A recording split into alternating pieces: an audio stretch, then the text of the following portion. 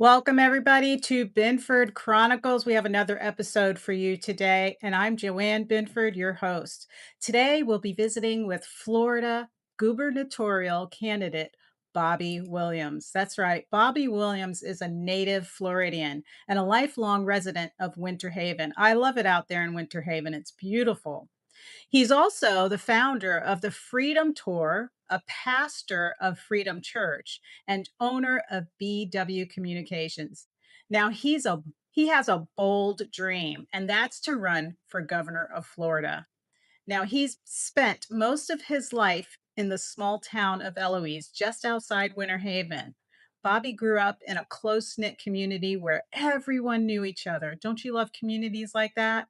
It wasn't until later in life that he discovered his true calling to transform lives and serve those in need. In 2016, he answered that call by launching the Freedom Tour, a nonprofit that has since grown into a major organization supporting thousands of people across Central Florida each month. Through his work, Bobby has witnessed people at their lowest moments, facing hardship and despair. These experiences have deepened his compassion and strengthened his resolve to make a difference. With a heart of service and firsthand knowledge of the struggles many Floridians face, he believes he can bring real understanding, leadership, and solutions to the state that we love so much. So let's dive into it with gubernatorial candidate for governor of Florida, Bobby Williams. We'll be right back after this message.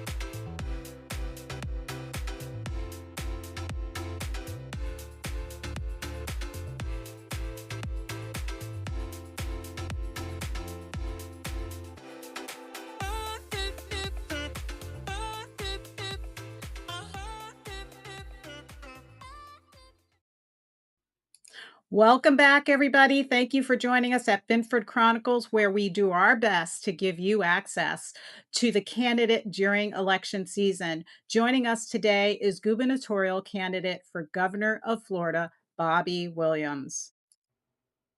Welcome aboard, Bobby. Thank you for having me. Yes, thank you for joining us today. We really want to get you out there and let everybody know who you are. And you've been a long time Floridian. And tell us about, just give us a little round, story about who you are, where you've come from. We know you're from Florida, but you know what I mean. Yeah, born and raised in Winter Haven, Florida. Obviously, my whole life. Third generation. Just had an American dream. Just to start a business, kind of create wealth, create a family, do all that. In which, at 26, ended up getting married and had a little girl a year later, and started a business. And got very successful at it. It was a lot of stuff. At 32, had an encounter with Jesus, which radically changed my life. Then started going to church, whatever Christian does. And I learned that church don't do much.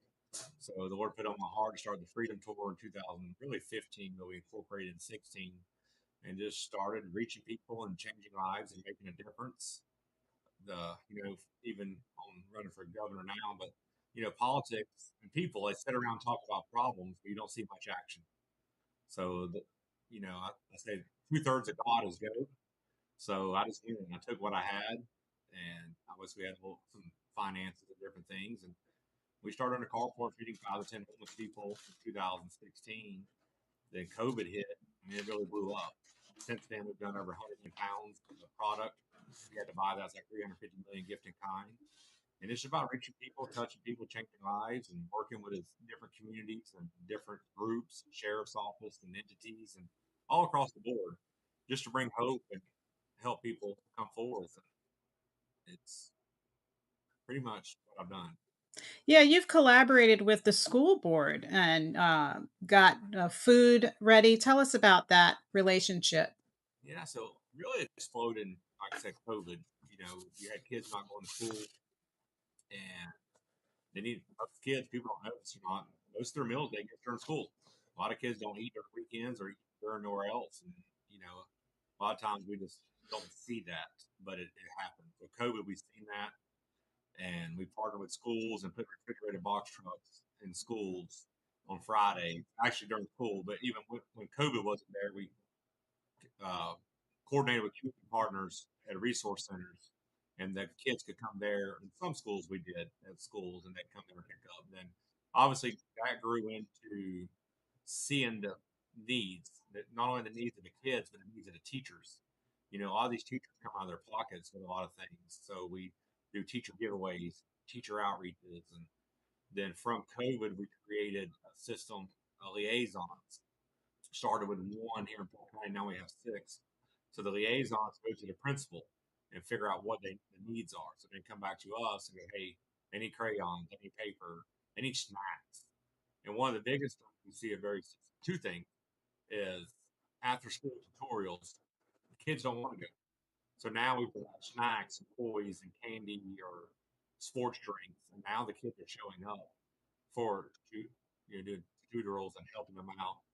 Then another thing we launched this year at a local, it's kind of a poverty school, but initiative program. So every month for almost perfect attendance or close to that, we give them a party, some kind of gifts, prizes. So this last month, I partnered with a lot of different agencies, and one of them is Heroes for Hire. They dress up as superheroes. So they showed up, we provided pizza, and the kids they were so excited. And it's really worked so much that I think it was 14%. Now it's at 48%. Wow, that's great. Yeah, That's really huge difference. great. Yeah, COVID was really hard on the kids at schools. I know I worked at a middle school during COVID, and I remember the guidance counselors were so concerned. They were like, "There's a lot of a lot of kids that come here, like you were saying, where they get their meals, and also they're going to be home alone because their parents are working, and they're kind of a lock key. We don't want them getting depressed, and we want to make sure that, they're getting all their needs. So our schools started having visits. They set up visits to go to try to reach some of those kids because that was a really important time for the kids because it was just dysfunctional, in their lives. They already had tough lives, and now their school, the place where they socialize, the place where they got a meal every day, or if they were in an abusive home, they got to get away from it for a while. Yeah. So it was a time that we were very concerned about some of those kids out there, the high risk kids. Yes, ma'am. So what we did too is we would take our trucks or refrigerated box trucks into the communities that we knew that were less privileged. I mean, I'm not a politically correct person. We call them the projects. I always call them that. Low income housing, different housing affordability, things change, but that's where we would go. So we always make a joke. We're more famous than an ice cream truck because we would show up with ice cream times, but everything we do is free. So sometimes it's toys, sometimes it's ice cream, sometimes it's candy, sometimes it's just food, and it's crazy to me. I was raised poor too, but just to see the reactions of these kids' face when you show up, I mean, it makes you feel good and makes like you're making a difference, but then you're seeing a difference in the lives of these kids and families. Yeah, kids are really a wonderful people, They're little people. They're just it's a shame that the world is so hard on them sometimes because I grew up, my parents were divorced, but I still got to grow up as a kid, and kids should not have any worries. Kids should just not even realize the world is around them. They should just be there playing and growing and learning about life and playing in the grass and looking at the ants and just simple stuff, just having a simple life, a simple beautiful life. But life just is not that way. It's difficult. It's changed. It's changed from when we were kids, and Yeah. a lot of that's we got away from God centered a lot of stuff, and Uh, because I get that all the time. Is, the kids, parents should raise the kids, and they blame it on the parents, but the parents are so self focused and so selfish that they're not thinking about the kids. mhm. bad side of it. So our goal is go there, try to be that family figure, father figure, whatever that is. Man, they're life finders. That somebody cares for them. We show up because of you, the kids, and just show them somebody cares. Because a lot of Yeah, I had a teacher, like I said, my parents were divorced, and I remember my parents went when my mom was, she went through a struggling period, so I was the youngest of 5, so I ended up staying with my mom, and I remember I didn't have a lot of clothes, I didn't wear a lot of different clothing to school, and I remember one teacher approached me, and she said, "My daughter has clothes she outgrew," but I felt so embarrassed, and I was only I wanna say I was, like, 7, and I felt so embarrassed because I was like, "Oh my gosh, she's trying to give me hand-me-downs, so she must know that I've been wearing these pants, like, the 3rd time this week." You know? So, I can get it how kids can, at a young age, can feel that, you know?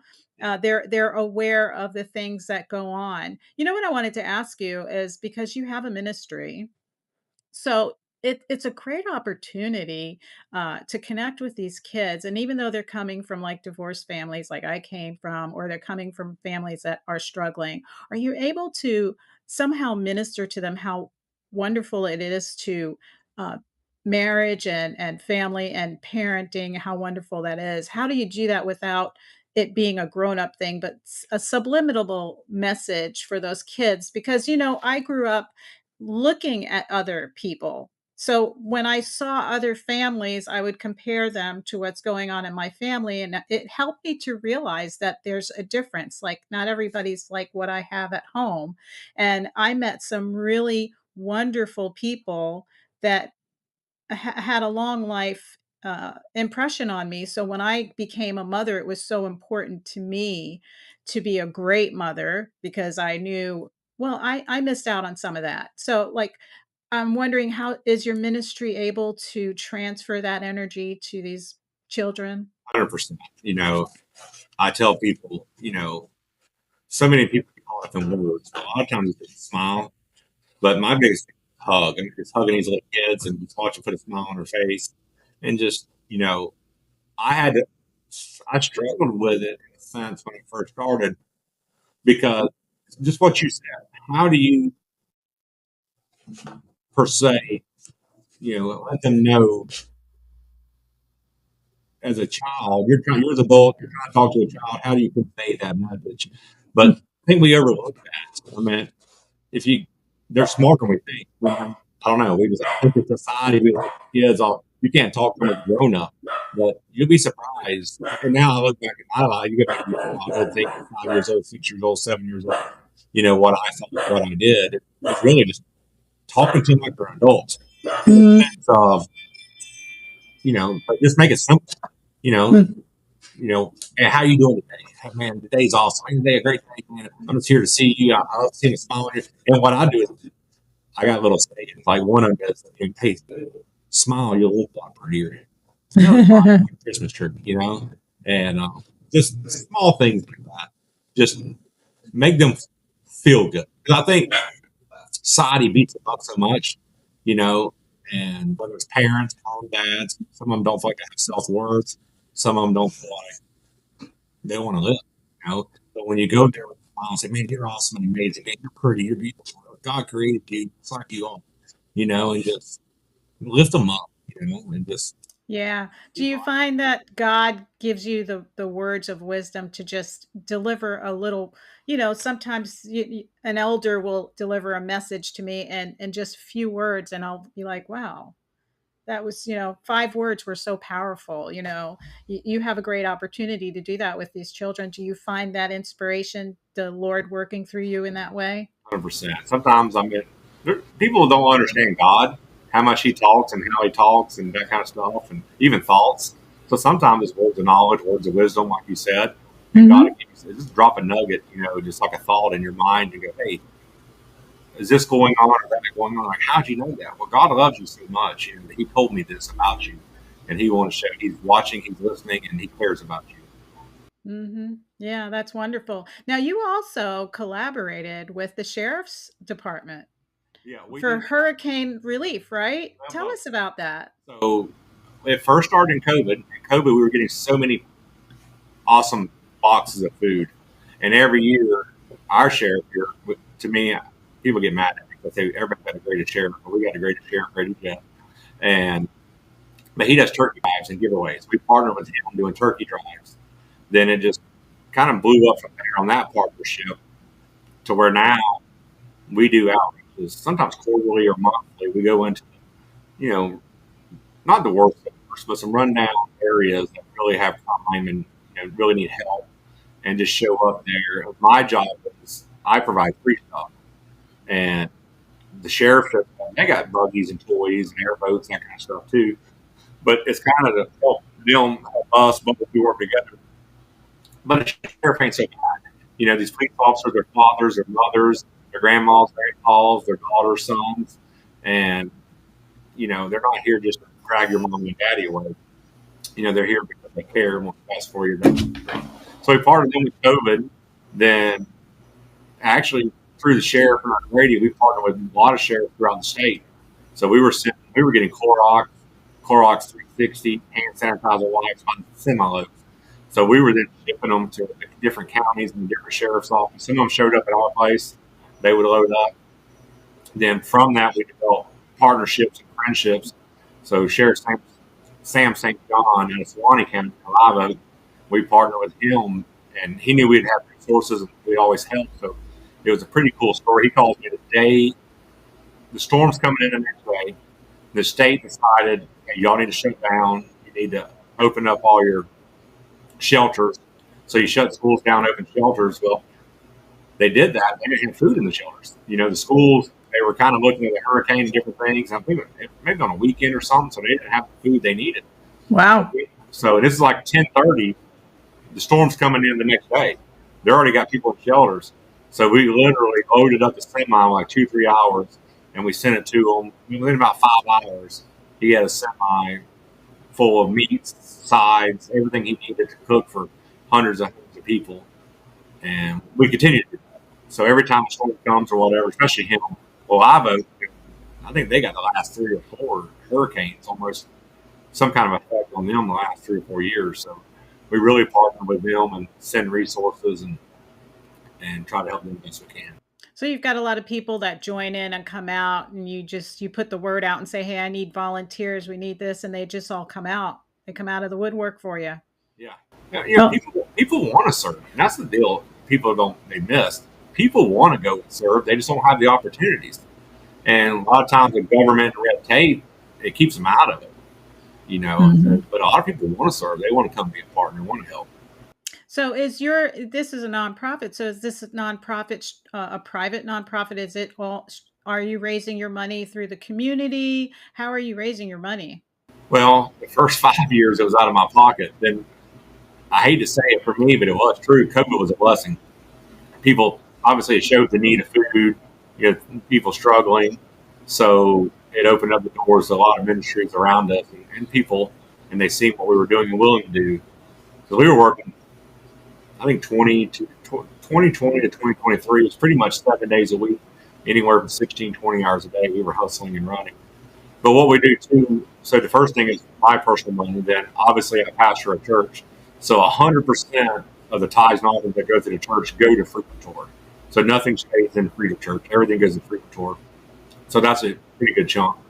Then United Way partnered with us. They're a big partner. Then Sheriff Judd gives Polk County Charities, and he helps us out a lot.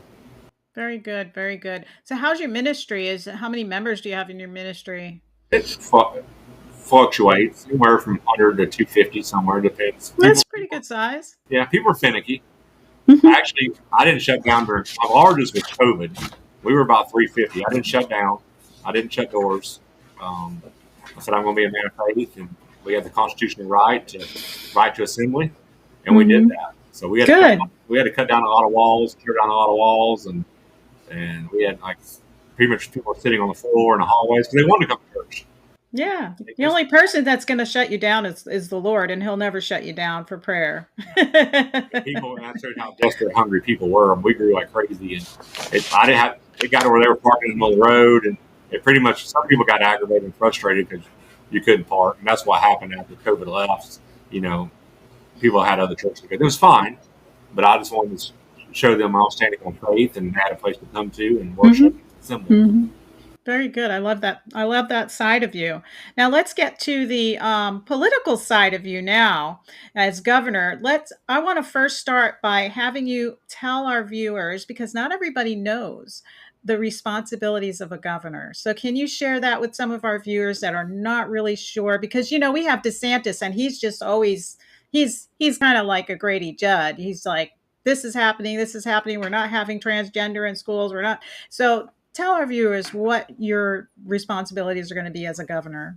Well, my number one is stop development. We have to slow development down. It's way out of hand, and that's not getting coming out of the governor's office now. I don't know that it will.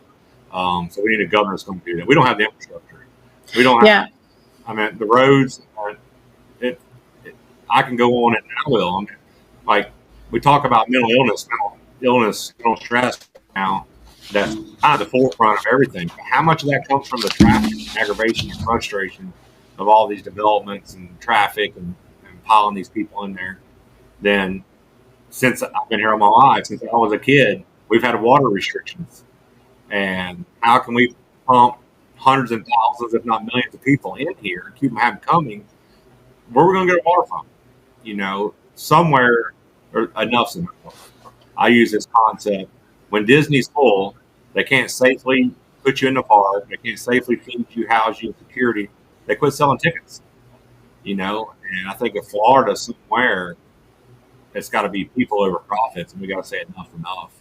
Yeah, because Winter Haven, I remember I haven't been there in a long time, but it was it was probably in the early 90s that I was out there and it was very country like. I was like, "Oh my God, I love it out here." It's like this is Southern boy land.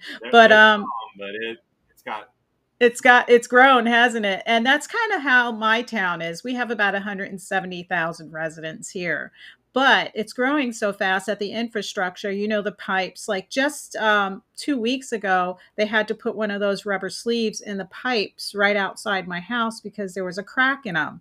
And the pipes are, made out of that clay or whatever it is. And with the infrastructure that's going in, all that water and all that sewer, it's got to go through those pipes, and they didn't build like giant pipes. The pipes are smaller. They're not really huge pipes like you would see in a big city like New York City. They're smaller pipes. So some of those, when they're connecting the new ones, because we have an urban service area out west, so if we were going to go out west, you're going to have to somehow figure out how those new pipes are going to slowly bring them to the smaller pipes, because I'm sure with all the new infrastructure there's going to be codes where your pipes need to be wider and they got to connect to these smaller pipes, and you got to dig up roads.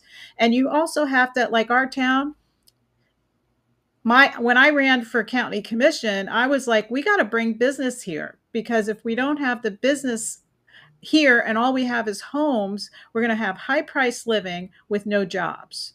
And that's kind of where we're at here in our town, Indian River County. Is it similar to that in Winter Haven? It's in the whole state. Obviously doing Facebook and people say you need to talk more than just overdevelopment. That's the cry of the people. Every county from the Panhandle to the Key West, that's the cry of the people. They're enough's enough, and nobody's saying no. And developers, they got free reign. They go to the county and the county says no. They'll go to the city and the city says no. Then they'll find a loophole. Obviously, you look at a county commissioner, you're talking about that. They'll find a loophole some way through the state or somewhere, and they just do what they want. Then they just, they get approval some way, somehow. Then, I think some legislation, like SB 180, kind of gave them some lawyers some open loopholes and everything. Then they're just allowed to do it. Mm-hmm. And and people are aggravated and frustrated, but even me running for governor, what do we do? I said, well, it's got to start with the governor. Mm-hmm. And I was just listening the other day to, I'm trying to figure out what the name of that group was. Thousand Friends of Florida. Have you ever heard of that group? Thousand Friends of Florida keeps up on the land purchases, and uh, Indian River County had a huge land purchase, but this came up, SB 180. Have you heard of that bill, SB 180? That's what I just talked about. Okay, that's the one you were talking about. There's at the very end of that, it gives loopholes. That was Yes. created for a hurricane. So if your house got destroyed, usually during the permit period, if you tear a house down, they usually give you a year, maybe two, if that, without paying impact fees. If you let go on that, then you obviously got to pay impact fees. Then you got to go back, obviously, new code and all that. So SB 180 was supposed to really help hurricane stuff. But just like developers do, they create, or even politicians that work with developers, they put these little loopholes and word it like they want it to where they get away with it. Yeah, because they were talking about how this really pretty much puts the county in a bind because we do our plans like 5 years out. And according to this, if somebody says, well, you're not being you're not you're making it difficult, you're being restrictive or burdensome, they can sue the county. Yeah, So it doesn't give us, the community, the right to decide how our community grows. right. And I think one of my ideas really even get development back into the people's hands to where, especially when you're talking large tracts, I don't know how to put a large tract in there without the people voting on it. Because we've seen with the loopholes and everything, developers get winning, and somewhere we got to get the people back up the voice. Yeah. How many residents do you have out there in Winter Haven? Winter Haven, I think we're 50,000 somewhere around there. But Polk County, we've grown. We were at 5 or 6,000. They're kind of being a million by 2030. We were the fastest growing county in the nation at one time. Here recently. Wow. Yeah. That's, well, you're still small compared to us, Yeah. but you still have a lot of land out there. Well, Winter Haven is kind of smaller, but you got Lakeland's huge. You got Lakeland, and you got Haines City is growing over in the Four Corners. Haines City will be the largest here pretty soon once all the developments have been approved and gone through. Tell Bobby, tell me what you think about the no property tax. I What? like it. I've said it for years. It makes 100% sense. You know, there's no reason that somebody, especially when you get older, a lot of people can't, they barely afford to get by as it is. You see increase in groceries, increase in electric bills, increase in a lot of things. Then they're seeing now an increase in their property tax. We see them. We see them losing their houses, losing their property. Then, investors come in, they love it. They come in and, take advantage of it, which ain't fair.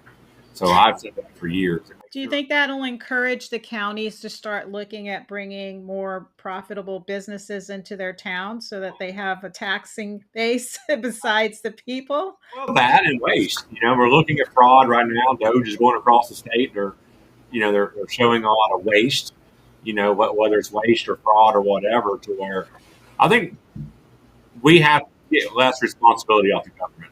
We the people have voted for years, and some of them not voted. It has happened to where we expect the government to do everything. Yeah. You know, We have a very entitled generation below us. yeah.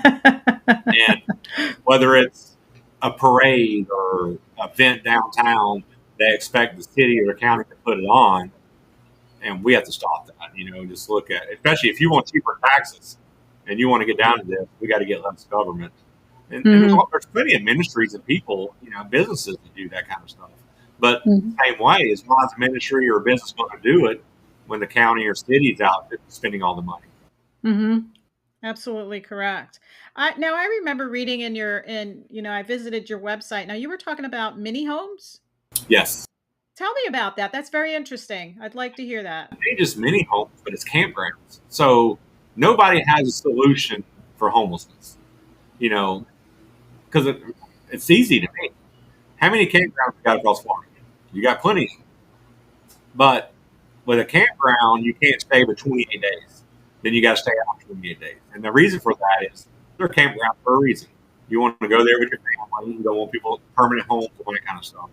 But if we created that, and I'm a very faithful, I believe in faith. I know faith works. But if we created that and handed that over to faith-based ministries, that way the church is covering the cost. They're raising money. They're trying to go out and get grants or whatever. But it allows homeless people a place to go. They can sleep in their car. You no longer have to sleep at Walmart parking lot. But then if you create that, you create a center laundry, showers, everything, and maybe to wrap around services, United Way, all these people, even maybe some government things are there that they go and get help. So, but ultimately, you know, maybe the government starts it, but it's handed off. So that way, it ain't a continuation of the government paying for it. But Right, because whenever the government really gets something and hangs on to it, it just oh, gets worse. they ruined it. It becomes a place where they say they're funneling money to, but it's actually ending up somewhere else. I mean, It gets if it was going to where it needed to be, we wouldn't see cities like San Francisco and poop maps so right. that you don't go in the areas where there's feces. And that's where obviously it's got to be monitored better. But faith-based programs, they're already putting the effort in. They're putting the work in. They're willing to go out and do it every day. They got the volunteers. They got all that kind of stuff. So even if it's a grant, but then property is designated for a campground, so it's nice. It's got roads in it. You can put even an office in there for officer, sheriff's officer, whoever. They have an office in there. It can be cameraed, but then you can start with tiny homes. Depends on the money you have. If you have enough money for a tiny home, do it all. It's fine. But if you start out with 100 tiny homes, then you got some empty lots, and they can park. They got water there. That's where they can park their car. They can start with a tent, whatever that is. But it gives them somewhere to go. That gets them sleeping on the sidewalk, sleeping in their car, the public parking lot, the Walmart parking lot. But it's a destination you can give them. Then obviously it's faith based because Mm-hmm. that's what's going to work and change obviously their life. Yeah. I also kind of wanted to ask you. Um, my mind just had so many things I wanted to ask you that they all just went like this. I'll tell you what I get But right of dance. So I get told all so, how do you feel about the open carry that we have now here in Florida? I like it, but it's like everything. You're going to have idiots, and I actually asked our sheriff. I talked with him and go, "Hey, what do you think about this?" And the problem is you're going to have idiots strap AK-47s on their back and walk up and down the streets, and we've seen that right off the bat. But you know, if people have enough sense, and most people do, you don't see that. People just want the right to protect themselves, and Mhm. I truly believe, you know, if people know you have a gun, and that's what the reason why Florida is so safe. You have the right to, on your house, somebody come to your house, you have the right to shoot them, run your property, right to shoot them. So I think you're seeing a lot less burglars, you know, because people are, it ain't just worried. Call a cop, take 45 minutes. So I can get in their house, rob them, and leave in 45 minutes. I think it keeps crime down because people don't know who's carrying, who's not carrying. And, Florida's full of a bunch of good old boys who you carry. Yeah, and I know a lot of good old boys, and they prefer to conceal carry, but they like the idea that now it's really your Second Amendment. Right. Whereas, and we put that Facebook guy out of business because he used to carry his AR-15 just to see how the cops would react and people would react. And there's no need for that anymore because it's like a fad. Some people will go out and do it because they've always wanted to, Yeah. and then it'll be a fad that will go away. But most gun owners, legal gun owners like you and I, they just would rather be concealed because you're a target. You're a If there's, target for well, that's right. somebody Yeah, you don't. who wants to Nobody, do harm. that's right. If you got to stick them out there doing it, people are just going to shoot you first. Yeah, that's exactly. It's going to be like, When I you feel rob them, like, yeah, yeah, when I you rob feel them, evil today. I'm going to take out that person first so I can continue to be evil. you watch enough movies and they rob a bank. That's the first person they go to. They get a security guard. That's right. But it's always the guy who's standing in line, who's undercover, who has it. That I know Right. that really saves the whole day, right? Yeah, it So does. it's So, it's back to a fear. mhm. People of not knowing. So when a criminal don't know who's carrying and is scared, okay, we see it. You got blue states where you can't have guns and you see the crime. Oh, it's high. Yeah, It's high crime, and you can't take care of yourself. You can't take care of your neighbor, and there's no more Daniel Pennies anymore because when you do help somebody in those blue states, you get sued and you get put in jail. yeah. And that's where a lot of it we got to look at. Across the state, even that is, getting rid of lawsuits. A lot of nonsense lawsuits that people shouldn't do. My personal, if somebody breaks in your house and they trip and fall and hurt themselves, they should have no right to sue you. They didn't belong there. Once you create a criminal offense, you should lose every right to sue somebody. I agree with that. Yeah. It's like you came into my property, into my space, threatening, uninvited, unwelcome. Yeah. It's almost like it's a non-recorded trespass. Because if I wrote a trespass order on somebody and they stepped on my property, they would be in trouble right away. Yeah. So but it's like you see it, people break into houses, somebody shoots them, they're suing them. You know, like it's ridiculous. Yeah, once you create a criminal offense in any way, you should lose every right to sue. Mm-hmm. Yeah. So that's a good question, though. I just had to know how you felt about that. I know you're a good old Southern boy, and you probably I did it on accident. You know, we went. I love to hunt. I've dove hunted. When I was in high school, we went dove hunting on the weekend. I left the shotguns in the bed of my truck, and we went to school. Luckily, nobody had seen them. But you know, back before us, you allowed to have shotguns in the back window, and it was no big deal. You know, it was just something that was standard. well, believe it or not, in New York, if you were in upstate New York or in Long Island, all the boys had their rifles in the back of their pickup trucks because they had shooting sports as well in schools. That was an activity in schools when I was growing up. Now, oh, God forbid, you know. My nephew, he goes to Gainesville, Georgia, and they have a skeet, but it might be a private school, but they have skeet shooting as part of their deal. So obviously he's got to bring a gun somewhere somehow. Mm-hmm. It works. But yeah, you know, it ain't a gun. It's the stupidity. It ain't a gun who kills somebody. It's a person. You know. Yeah, so you might have to deal with issues. Well, you know, the transgender thing still hasn't gone away, and they're still going to be fighting back. And Ron DeSantis really took a good grip of that. And how would you deal with these issues? Same. You know, I say this: anytime you come off the truth, any bit, you open yourself to deception, and once you open yourself to deception, it gets worse. And I feel like from the 90s, 80s and 90s, you know, LGBTQ, back then they had initials, they weren't a forefront. But I think with grace and mercy, we gave them a voice, but we've seen what they did. They just shove it in our face and, you know, we're right, you're wrong. And I think, you know, we've given way too much leniency, and it's got to get back to, you know, if you want to do what you want to do in your own home, that's you. But once you start bringing out parades in front of everybody and trying to put it in schools and trying to get our kids to do it, you know, I mean, you're an American citizen and you're even a God created. He gives you a free will. If you want to do it and you're private, that's fine.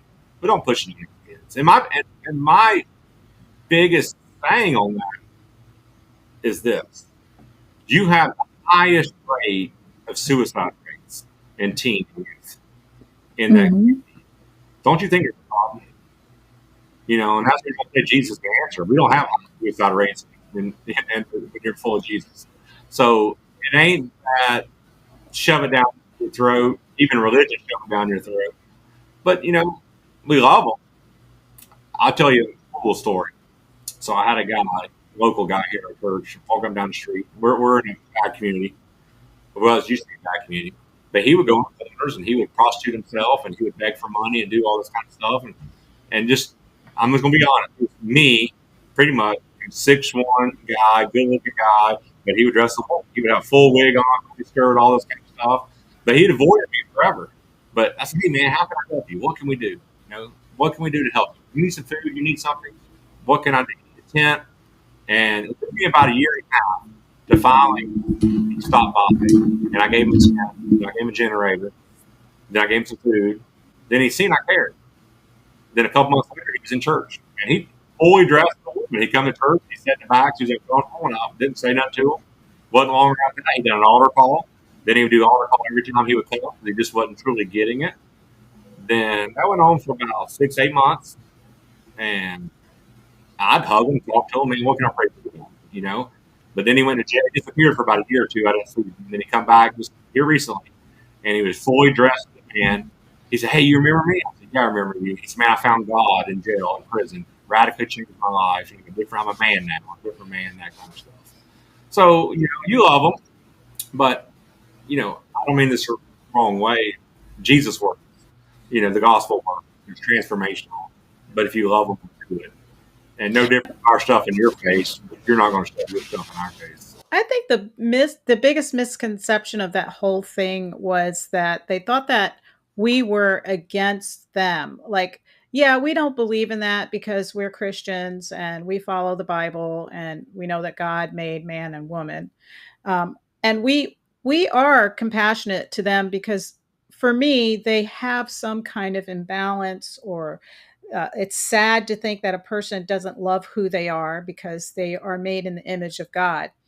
But the misconception, that is the misconception because I grew up in New York City and I can tell you I saw all walks of life in New York City. And as kids, we used to hang out on a corner right next to a bakery because the guy was so nice he would give us apple turnovers for free, fresh out of the oven.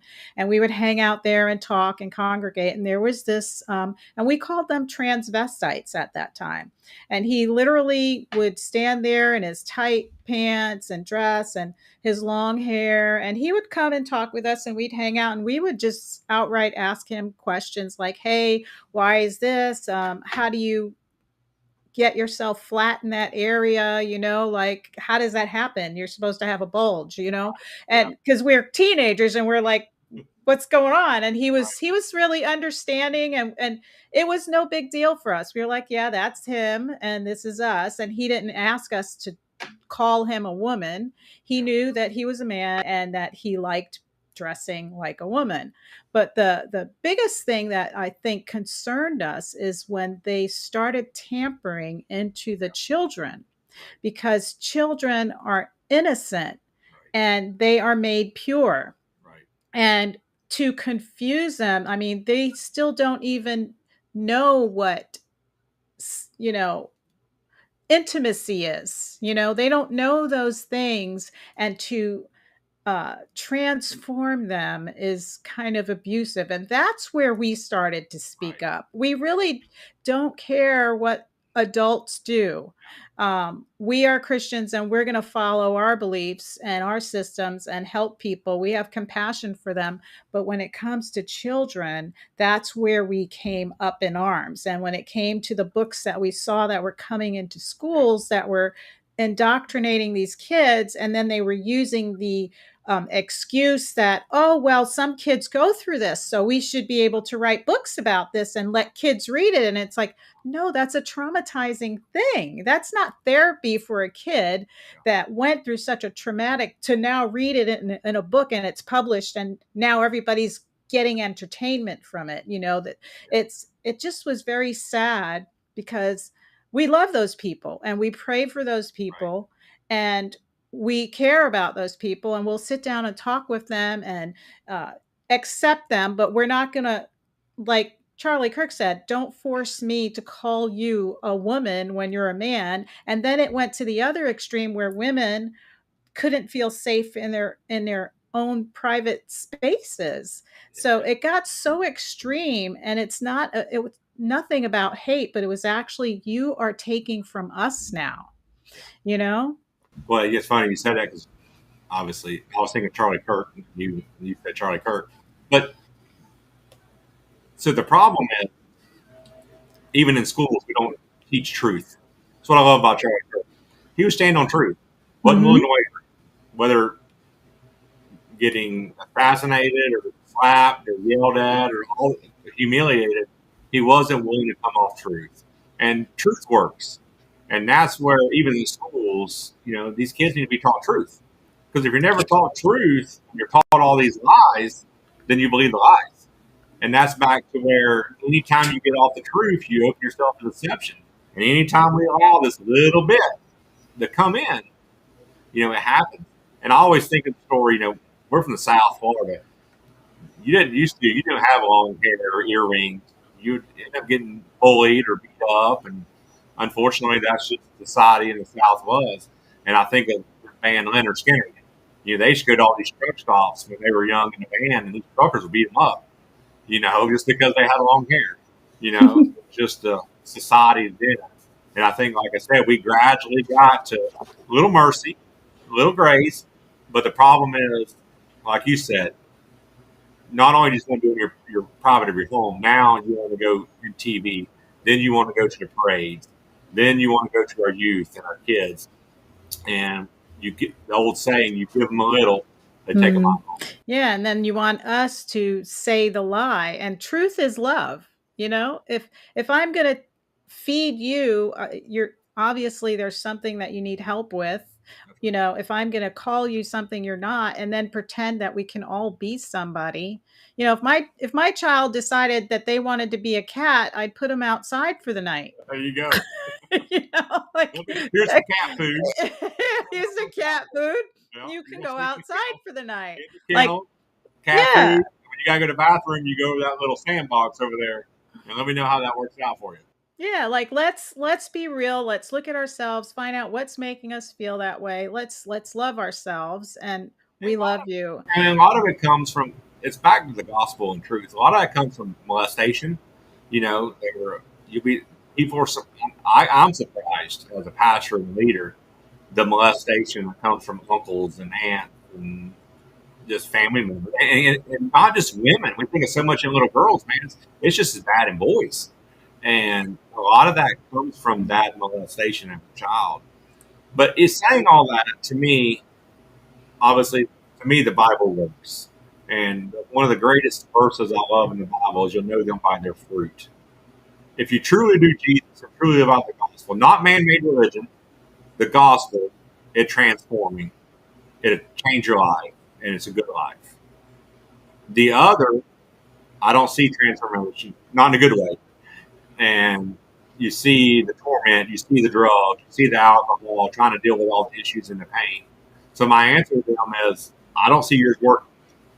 Mine works. Just transform my life, and it works. And it's the fruit of it. So my thing is, I tell them like, I said, man, just try it. You've tried your life for 50 something years. How's it worked out for you? So just give me a couple weeks, give me a month or two. Just come in here and just give me an opportunity. I'm not asking for nothing. Just give me an opportunity.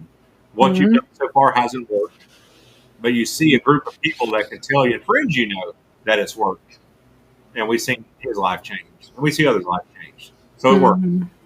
Yeah, some of these people just need a lot of love and caring, or they needed it when they were growing up so that they could feel confident in who they are and not need all that attention and try to hurt themselves or change who they are to realize how beautiful they already are, Right. you know? And the other thing I wanted to ask you about is our borders, Florida borders. You know, we've got I a lot of don't know. people crossing over. The problem is we've had borders since Florida existed. Why is borders an issue now? It should have been. It's always should have been an issue. I mean, we look at sex trafficking. We're probably outside of Texas and California. We're the third somewhere there drug capital of the world. Yeah, it's And what it's shameful. it aggravates me, these governors and these people in power and place, you know, now all of a sudden it's important. It's been important for many years. We've seen the Cubans, the Haitians, drugs, sex trafficking. Well, it has, but during the Biden era, it was like the floodgates opened. But, So, but back to you start allowing a little bit of the truth. You open this a little bit of deception. You give them a mile. Why do, my question is, why do we expect any different? If you give your teenager a mile or an inch, what's he going to take? So mhm. if you give any criminal anything an inch, what are they going to do? They're going to take that mile. So we should be strict on all that. We should have been strict years ago on it. We should be stopping these boats coming in and out. We've got the Coast Guard. I mean, you see Trump. That's a good thing. Like Trump's not a politician, and that's what Florida needs: the governor, not another politician. Somebody that hears people and sees the issue and willing to the persecution, the people are going to come to him left or right and say this ain't right. But we should have been fighting drugs. Supposedly we were fighting drugs since the Bush era or Reagan era, but we never did.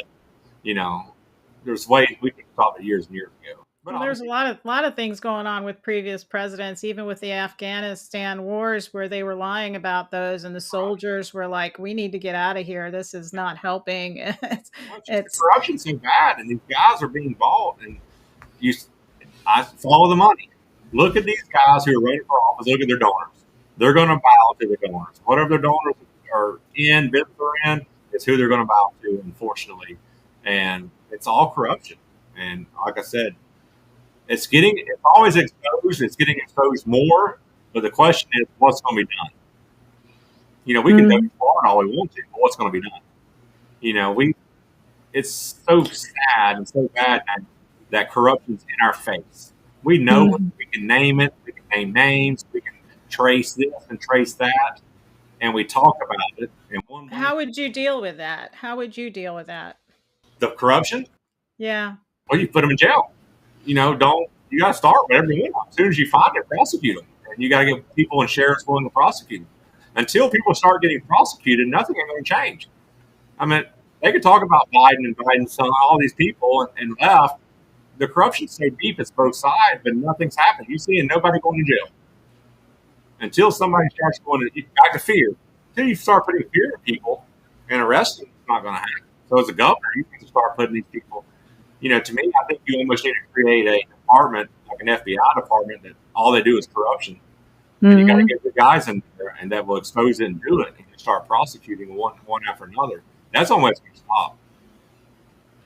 Bobby, would you try would what do you think about foreign land bankers buying Florida land? You shouldn't. There's two things that need to stop. One's foreign money bankers, and two, private equity firms.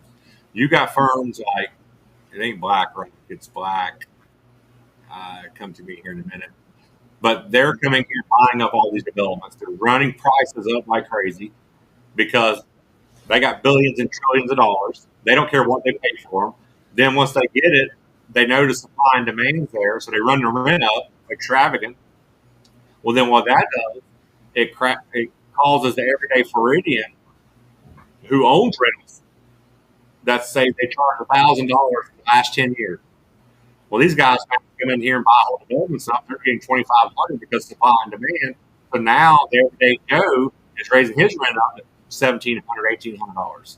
So to me, you got to get rid of the foreign and the investment firms coming in here buying all this stuff up, houses and developments. When we're talking about land and space, I want to move on to another challenging subject. We're looking at Dearborn, Michigan, Hamtramck, Patterson, New Jersey, that have been taken over by Islamic regimes, Islamic Brotherhood. If that comes to Florida, how would you deal with that? You can't stop religion, but It's not religion. Islam is a governance. right. Well, you can't change our rules. We serve under God. We're Christian based. I wouldn't allow any kind of Muslim or Shiite, whatever law that is, to come in here. You got to keep it Christian. I'm 100%. It works. We're not going to change from that. My goal is to get God back in school, prayer back in school, get it where it needs to be, and teach these kids the correct way and right way to live. And it's probably going to be a huge fight, but I'm willing to fight for it. I'm going to fight for it. You're going to fight for religion, Christian values. Christian values. Yes. So Sharia law, would that Randy Fine is trying to ban that in the state of Florida. How do you feel about that? It shouldn't be. We don't have Sharia law. We have Christian values, the laws we have. We don't need Sharia law or any kind of Muslim. I I get why we have freedom of religion. I get that. So the whole concept, and that's where people miss it, separation from church and state. I don't think the church should be in the state, and I don't think the state should be in the church. But the problem, the misinterpretation there, the gospel is not church.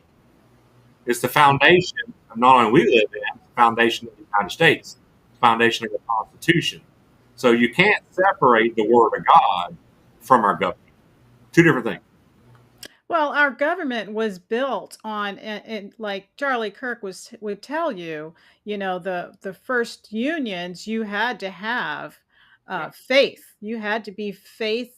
Um, you had to have faith in God, and God was mentioned four times in the Declaration of Independence, and that's how they put together our Bill of Rights. To protect our inalienable rights, and the Constitution is based on that. Where does do not steal, do not kill? Where does all that come from?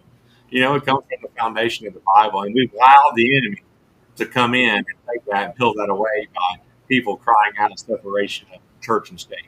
Like I said, the church is messed up. I agree with that. Church shouldn't be in the state. But the gospel is real, the Bible is real, it works, it's changing, life changing, transformational. We got to stick with that. And we got to get back to principles. And all these other Sharia law or Islam, whatever, they have no right, not only in Florida, but really in America. Hmm. Right. Now, how, everybody's always talking about the lagoon, the waterways, and how are you seeing that? What's your focus on that?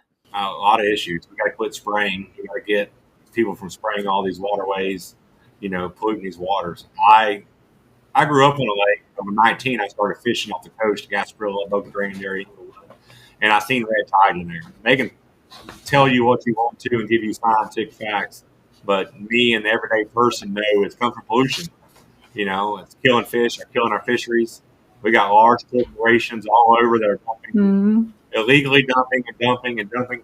The fines ain't big enough because they keep doing it. If you make them their fines, whether they go bankrupt or not, they'll probably stop doing it. So we have to do something about that to save our fisheries. And even with development's destroying our waterways. You know, we don't have enough water, so now they want to pump out of rivers and pump out of that river. And you're steady changing, you know, your water supply. And then they're pumping the pollution into the water supply. And they're trying to, right now they're pumping a lot of polluted water down as they can, thousands of feet. Then now they're trying to go deeper to find different kind of water and change it. So it's just like when's enough? If I when's enough. You're polluting waters from development, big corporations, all this stuff. And we got to say enough's enough. And we could have stopped it. There's one thing I wanted to ask you earlier, but I couldn't remember about it, but it just came to mind, and it has to do with schools. Have you heard about new homeschool? No, man. Am I saying it right?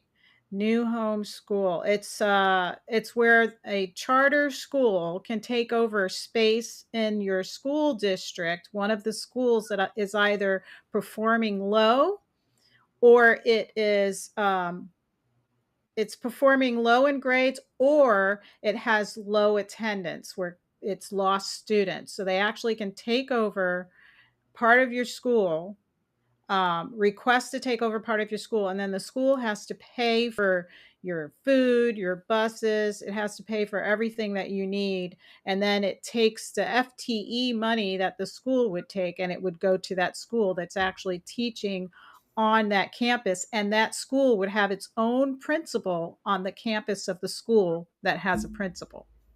So it's back to we're just throwing darts on the wall. The whole problem is our public schools. We've got away from teaching our kids life skills. We got away from teaching our kids trades. We got away from teaching our kids from basic math. Just basic life, ethics, manners, and just life. We have to fix our public education. We got to quit trying to band-aids on everything. And let's go back to the root of the problem. The root of the problem. I agree with if you want school choice, you're good with that. If you want to spend money and go get money, go to your different school. Till we fix that education, and it can maybe stay that way. But we have to fix our education, our public schools. Everybody wants to go to a Christian school. Everybody wants to go to this school. And I get that. But what's the issue is we got 70, 80% of kids who can't go to other schools. We have to look at I hate to say this word, but I'm going to. Our public school sucks. It's just, it's just the truth. Well, they do. Think about it, Bobby. Everybody says that, like for Indian River County, where our school district is like one of the top 5. But when you think about it, the whole nation after COVID went on a sliding scale. So what an A is today is not what an A was before COVID. Well, the problem is So all you're doing is teaching your kids to take a test. So if I can get my kid to learn how to pass a test and get a good grade, the school gets a good grade, and we continue money in that. What have we done for our kids? We've done nothing. I don't really care what the school grade is. What are the results of the kids? How life transforming in these kids? How are these lives being changed in these kids? Because every kid ain't the same. That's the problem. You can't throw one test out there for every kid. Some kids are a little slower, some are better, and that's where teachers got to teach truth, teach life, teach that kind of stuff. Get away from. I don't agree. No woke nonsense, but teach truth, teach life skills, teach what needs to be taught. Where when a kid graduates school, he's got a life. He knows how maybe a trade. He knows how to be an electrician. He knows he's not having to go start over. So we Mhm. stick these kids in classrooms for till they don't do 18 years, but mainly 18 years. They're stuck in a classroom being taught how to take a test. They graduate high school. Some go to college, but the rest of them don't, and they got to start over. Yeah, I think, the worst thing that they ever did was take out the shop classes and the tech classes because I grew up in New York City, Yeah. but when you went to middle school, that's when you got your shop classes. You got, like, cooking and sewing and drafting and typing, and I'm trying to remember some wood shop and printing press. Well, back then, of course, I'm old, Yeah. so we actually had the metal plates, printing press, and all that stuff, but I mean, whatever. So to me, every person should have to take one of them. Then you should take even if it's just a semester, you should take an electrical class, a plumbing class, an air conditioner class, a mechanical class, and figure out what you want to do. Maybe that's your eighth or ninth grade. Then your 10th, 11th, 12th, you can perfect that trade if Mhm. you want to go there. But if not, you say you want to go to college, you want to do business, well, you want a home. You know how many homeowners don't know how to change an air filter, don't know what a breaker is, don't know what an outlet is, don't know how electricity works. I Yeah. turn a faucet on, it ain't working.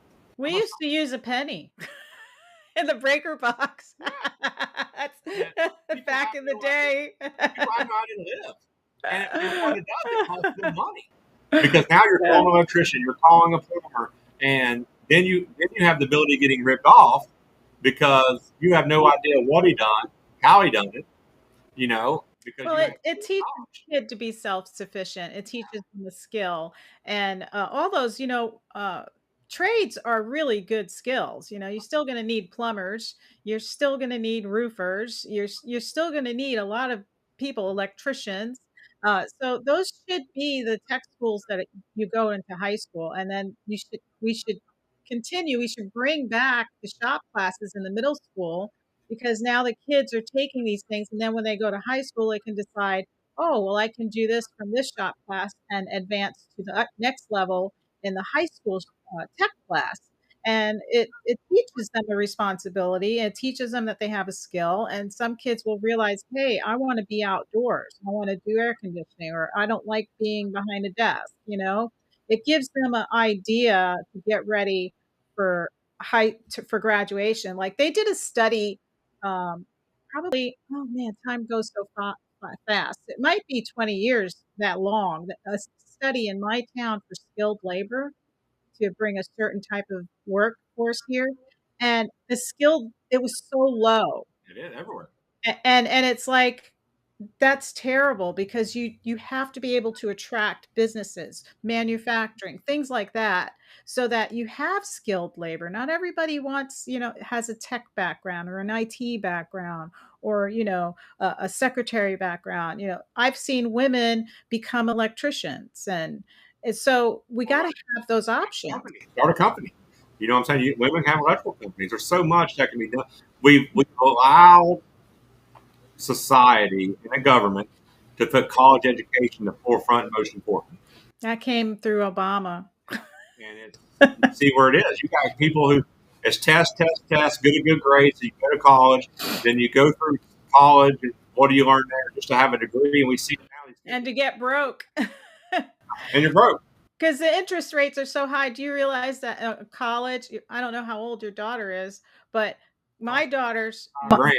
But I also did Florida prepaid when she was a baby. I did Florida prepaid, but my daughter took forensic psychology, and that type of degree you have to have a certain credited college. So she ended up in Colorado at and got accepted in a private program. But her loan on the interest on her loan for her master's degree is almost 7%. Yeah. I'm like, how are they ever going to pay that off? It's a student loan. It should never be more than my house mortgage interest rate. The only thing is I paid my daughter, so she didn't have it. But yeah, so I did Florida prepaid when she was a child. Then she was going to a public school, and then she came home, wanted to go to a private school here, Florida Southern College, and it cost me about 25 grand, which I did alone. deal, SB, whatever, small SBA loan, however that government loan, and it cost me that. I pay. My goal is to give her, she's 21, 22, she has no debt, Yeah, I wish my daughter didn't have any debt. and, here you go, and give her a platform, whatever she needed, and no debt. So I paid for everything until she moved out in 22, so now she's on her own. But she has no debt, and a lot of people don't have that. So Yeah, no people. Like I did everything I could for my daughter. Like we did the Florida prepaid and she went to UCF and then graduated from there and then ended up getting accepted at DU, went to DU, um, paid I paid for like her Pell grants and all that stuff while she was getting her AA and stuff. And then finally she was starting to pay it back. And then COVID hit, they stopped all the loans. So she kept paying and she paid all the interest off and started paying on the principal. But then when COVID, now that they threw the loans back in, she's like, Mom, my interest rate is so high and I'm not making enough to pay my she does everything herself. So she's like, she makes good money. She's in, doing her profession, but she's like, the rent, and the gas and all this, we even bought her a car and it's still hard. So I'm like, how, she's got stuff, she's got the help that other people don't have. So how are they even doing it? I don't know. And that's where, I had a friend years ago. He worked for State Farm, and he had an opportunity to move up, and he went from like making 89,000, we going to make 250 grand. But he said you got to have a 4-year degree. And he said, "I'll tell you what, let me work at the normal thing for 6 months if I can do the job. Let me do it and do that." And he did. He lived. Now he makes what college, and that's where we got to get these businesses away from demanding college degrees, and that kind of stuff, and let somebody go in there and learn a skill and do it. And I don't know if it's a scam. Charlie Kirk called it a scam, right? A scam to where these big businesses and colleges and governments working together to make that. Well, why do the college loans have to be 7%, Yeah, 6%? It's like, why does it have to be this is your future of your nation. So why are you strapping it we're creating to debt? colleges and we're putting tax dollars into colleges. People should be able to go there really for free in some way, somehow. Yeah, and then the professors are double dipping because they're writing books and then they're saying you have to buy my book for this class. It's like, so the professors are making so much money, they're rich. Yeah. And it's like, you're supposed to be helping this other generation that's actually working hard to be somebody. They're not the generation that is entitled. They're the generation that's working Yeah. to be contributors to society, but instead we're strapping them. And then all the poor people are just living off of the system. And so I'm just so concerned about the younger people. I'm like, why can't we just, because the colleges Right. receive state funding. Well, So why can't there be an agreement that says, okay, we're going to help fund you, but you can't have these interest rates. right. You need to negotiate with whoever's writing those loans at, 3%, 3.5%. And then of course the degree, you go from an AA degree, you pay this much. You go to your BA, you pay this much. You go to your master's, you pay this much. You know, Well, I think and everybody has an opportunity. My daughter did that in dual enrollment, so she graduated. You my know, daughter did too. so I didn't know about it. Nobody told me about it, but Yeah. it was only to a limited number of kids too, and that's not fair. It should be in every school. Everybody should have the opportunity to graduate with an AA. But that's what we're going to push college and do that kind of stuff. Yeah, that takes a lot of work. My daughter actually decided to do fewer dual enrollment classes, and this was her response. I want to have memories of being a teenager. Because they have to work so hard when they're at that point where they're actually taking dual enrollment classes. It's like work, work, work, work, work. My daughter, so she had opportunity. We had her. She went to public school. She went to private school, a little bit of public school, then back in private school. Then her high school, she wanted to go public school, and I allowed her. Then her last 2 years, you're going to dual enrollment, which goes to Polk State College. And she fought me. I want to have the high school experience. I want to have that. I said, you need to do this. So once she done it, she loved it because sometimes she didn't have to be at school like 9 to 1 class, 9 to 10:30. Then the next class wasn't until 1 o'clock. So she come home, hung out, then went back. So she really got the college experience level 12 and the freedom. So she liked that a lot better. So Yeah. that's usually right. Well, that's great. Our kids are so important to us, and and everybody's kids are important to us, and they need to have that future for them. We need to leave a country for them. And the state of Florida is one of the best states to live in. And whoever takes over to be governor, they really need to fight for Florida, because Florida is now getting a lot of traffic from these states that have failed. Yeah. And when you live in a state like that all your life, even if you have a Republican or a conservative way of thinking, there's things in a red state like this that you're going to be like, wow, why are you doing that? They're so used to living in a blue state and having the entitlements that a blue state tries to give them, that here you're more independent. We don't have that many programs. I remember I met a lady that moved even from Miami to my small little town. She's like, I can't believe I have to cut that tree. It's right there in the ditch. That should be the county's. And I'm like, no, that's really your property. It's sort of the county if they have to dig it out, but it's an extension of your property. So you have to cut that You tree got to down. mow it. You got to keep it up. You got. Yeah. She's like, well, in Miami, they did this. And I says, well, you kind of moved here because you liked it, right? It's not Miami. Well, that's what I tell people too is, our governor right now and other constituents are welcoming all these New Yorkers to come here. And the reason they're coming here is because we are a great state. But the reason why they're coming here is they reap what they've sowed for so many years. And Hmm. they're coming here not, they haven't changed nothing. They haven't changed the way they live. They haven't changed the thought process. They haven't changed the way they vote. And ultimately, with that big influence people, it could affect Florida. It really could, because when they come down here, they don't realize all the natural laws restrictions we have to protect, the Yeah. natural resources that we have here. I was talking to somebody from up north. I don't know if it was New York or Pennsylvania, but to build a concrete slab on their property, and because they had a ditch that went into the lake, there was all these restrictions and permits that they had to get, and they had to meet certain like slabs depth or whatever. And they were like, and when I built something in the back of my house in New York, it didn't, they're just taking money out of my pocket here. And I'm like, yeah, some of that is true, but the other part is that you're living in a place where there's lagoons and fish, and it's more natural here than it is in the concrete city you came from. Yeah. And we you have our know values.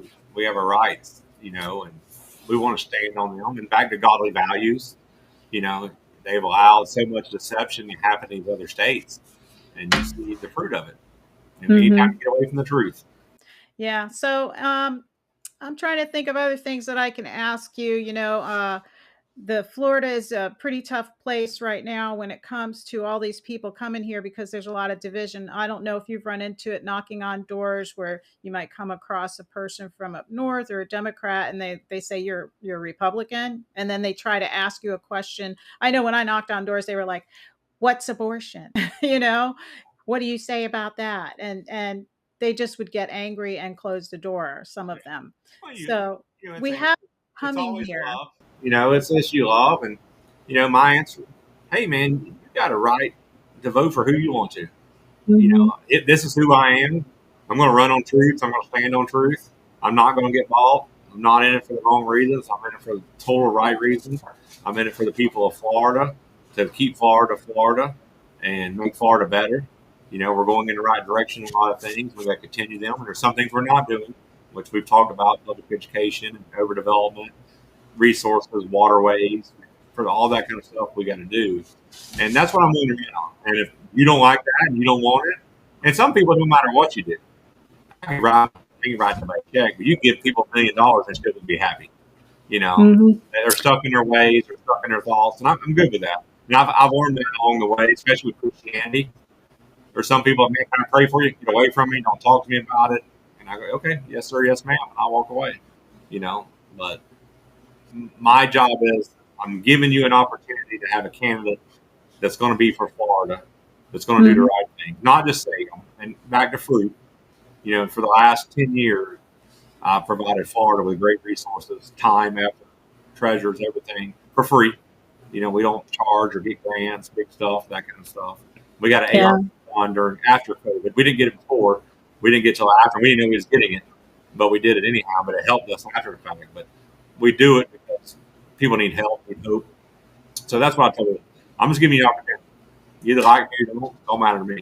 Yeah, we need options. We always need options, and I think it's great when we have grassroots candidates running in because they're not, you know, they're they're not bought out by the establishment. I think the longer people are in, I would love to see term limits because some people say, well, if they're good at what they do, that, then we'll be losing a good Republican. But the way I see it is, well, it's always going to be that way because nobody's going to want to run against the establishment. And It's establishment rules, and I'm running that now.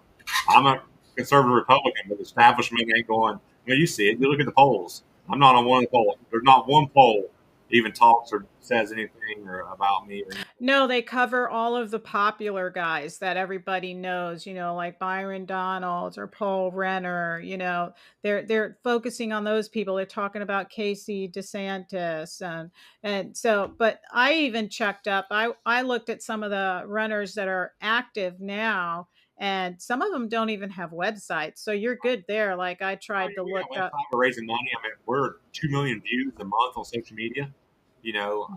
We started at 4,000 viewers. I think we're now 24,000 on Facebook and growing. We're growing in every aspect, and we got people from all over the state of Florida, from about every county, reaching out. And a lot of them are Republicans, and they're calling the Republicans party. And, hey, why ain't I hearing about this guy? And they don't Yeah, get. I think the best thing you can do is to be really easily accessible so you can get on more podcasts and get on. I know you're probably visiting a lot of the RECs and all those, that little circle of people, but the community is the best way because you're running for the whole state, That's right. so it's a big territory that you have got to cover. Yeah, well, that's the difference. Is me, I've been kind of, which I'm going to reach the people and that. The other guys are going to the RECs. They're going to every REC meeting, and the thing is, they're welcome to them. I'm not even welcome to them. We reach out to them, they won't reach back, and that's fine. But we're not here for the Republican Party. We're here for the people of Florida. Yeah, exactly. And that's why I started doing the podcast because I wanted to reach out to the community. I felt like the community, I know that the Republican Party plays a role and does stuff, but a lot of times they're in that circle of the Republican Party. And the only time you really see them is when they're knocking on doors and they're trying to get you to get out the vote thing.